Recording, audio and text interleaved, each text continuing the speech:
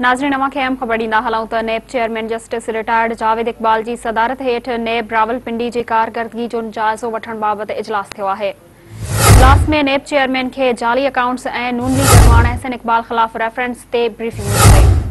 नेब चेयरमैन खे ॿुधायो वियो त जाली अकाउंट्स केस में 23 अरब खां वधीक रक़म मिली चुकी आहे। ब्रीफिंग मूजिबि जाली अकाउंट्स केस में अॻूणे सदर आसिफ अली ज़रदारी समेत 14 जवाबदारनि ख़िलाफ़ रेफरेंस दाख़िल कया विया आहिनि।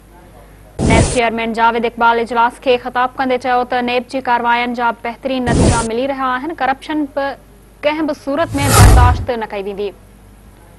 नाज़रीन हिकु भेरो ॿीहर अवां खे अहम ख़बर ॿुधाईंदा हलूं त NAB chairman justice retired Javed Iqbal जी सदारत हेठ नेब रावलपिंडी जी कारकर्दगी जो जाइज़ो वठण बाबति इजलास थियो आहे। इजलास में नेब चेयरमैन खे जाली अकाउंट्स ऐं नून लीग अॻवान अहसन इक़बाल ख़िलाफ़ रेफरेंस ते ब्रीफिंग ॾिनी वई। नेब चेयरमैन खे ॿुधायो वियो त जाली अकाउंट्स केस में 23 अरब खां वधीक रक़म मिली चुकी आहे। ब्रीफिंग मूजिबि जाली अकाउंट्स केस में अॻूणे सदर आसिफ अली ज़रदारी समेत जवाबदारनि ख़िलाफ़ रेफरेंस दाख़िल कया विया आहिनि।